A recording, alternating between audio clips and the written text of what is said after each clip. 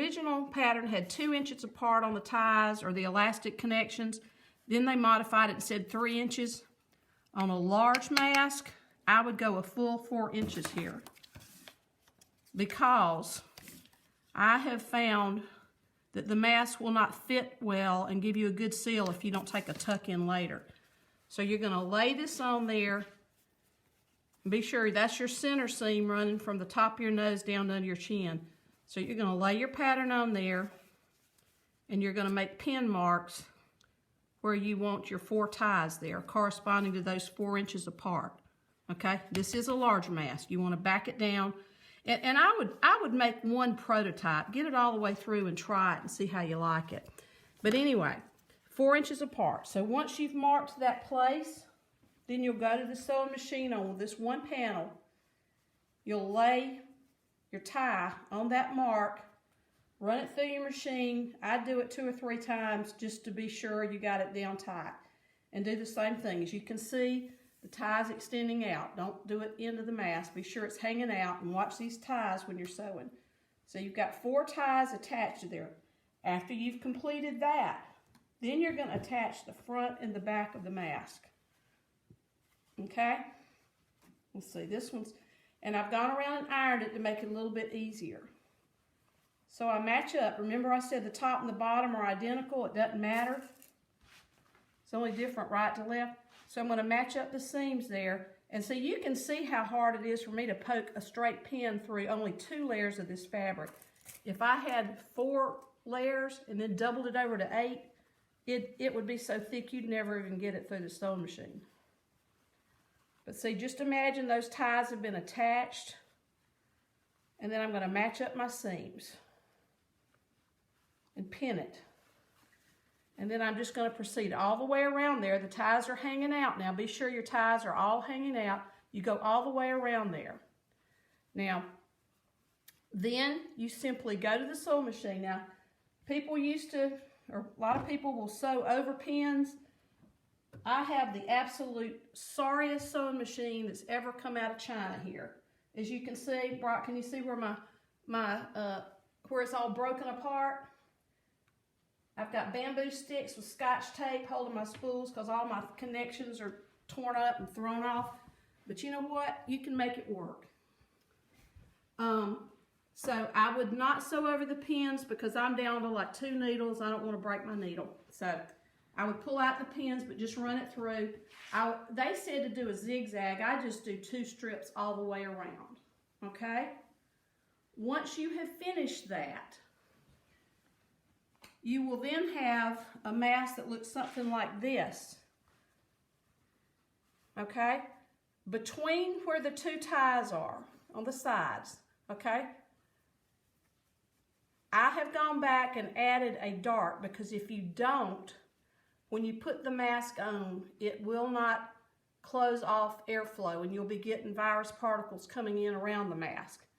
So remember I said I backed off even further than the 3 inches to 4 inches because I'm making a tuck here. Can you see that, Brock? I'm making a tuck right there of a 1/2 inch, which will, when you tuck it, will take up a full inch. And I've done it on each side between the ties, okay? Now, I did not do any kind of other lining. I feel like the filtration with 2 layers of this type of fabric is good. But let me show you something. When you put this on, the reason I like the ties and the tuck, and this is a bigger mask, is because of this. As we all can remember, the top tie goes behind your skull like that and ties. Okay? The bottom tie pulls from under here and gives you a better seal. Now ladies, if ladies are using these, you might want to have a bobby pin just to kind of stabilize it right there. But you can see how the tuck makes it approximate your face.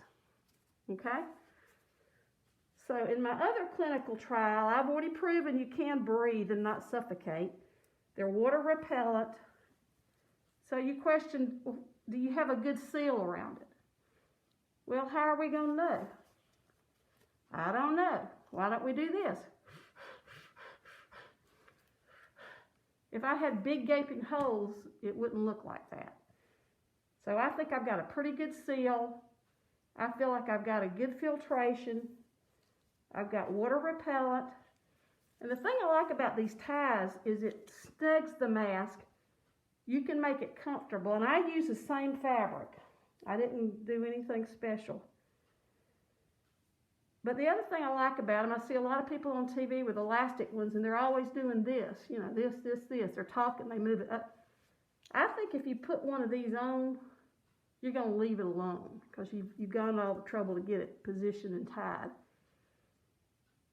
The question arises, you know, how often should you change them? I've been told, like a normal shift, you probably need 2 to 3. I'd say that's an 8-hour shift, maybe a 12-hour shift, maybe, I don't know, 3, maybe 4, something like that. These are washable, but what I would do is I would take a big Ziploc bag to work, and when you finish with your gloves on, I'd take them off, put them in a Ziploc bag, and then take them home. You get them home, put on some more gloves. You need to get one of these kind of things because you got these strings hanging off. They'll probably knot up and mess up your whole washing machine and tear it up. I would put them in there like that. And I'd put them with good detergent, warm, maybe put a little Lysol. I would probably hesitate about Clorox just because, I mean, I don't really care if they're faded, but I think it'll smell so much like Clorox, it'll be so offensive, I probably would stay away from that. I put them in a hot dryer because I've already hot dried the fabric. It's not going to shrink anymore. Another great thing about these is if you want to sterilize them just one little bit more after you finished all that, just lay them on the ironing board, take a hot iron, and go over them. That hot iron will help kill out anything else, I'm sure. But I don't think anything would be left after all that. I've seen these suggested to be used as an overcovering over other masks so that you kind of can reuse the other ones some. I've seen them suggested to be used in lower risk situations, like if a child comes in with a cut on their foot and you don't suspect any kind of viral symptoms. You might could use this instead, or maybe a secretary or a guard or somebody just go out in public. I mean, I think there's uses for them. And I think if push comes to shove, they would be far superior to, you know, a bandana or something and that kind of thing. Because like I said, I feel fairly comfortable in saying that they fit well, they repel vapor, they allow you to breathe. The fabric is a very small weave. So you can see that stuff won't even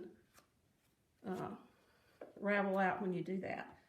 But so I think that they are far superior to nothing if a situation gets bad enough. I'm going to post, I've already posted the pattern once, but like I said, I would make up a prototype, try it on yourself, wear it, see what you think about it. If you want to make something a little bit larger, I think obviously if you have a guy who's 300-pound football player, he's going to need a little bit bigger mask than maybe a little tiny petite lady or a young child. So it's very easy just to trace in a little bit smaller. I would go with maybe the 3-inch or 3.5-inch space in between the elastic. I have not even made one with elastic, but I'm kind of convinced the ties are my way of going. If anybody has any questions, let me know. I've got a friend who's got 2 sewing machines in Madison County. If he hadn't given them away, he'll give them to somebody if they want to sew. Call up your friends, your grandmama, your mama. Get some Waverly chintz. Everybody's against floral now, so there's probably everybody's got some floral fabric stuck in their little attic or their closet. If I can help anybody, send me a message on Facebook. We just hope and pray this will be effective and that we will return to health again soon as a nation. Brock, would you like to say anything? He says no. Brock says hello. Take care, and we'll be remembering you. Just pray for everybody. Have a good day. Bye.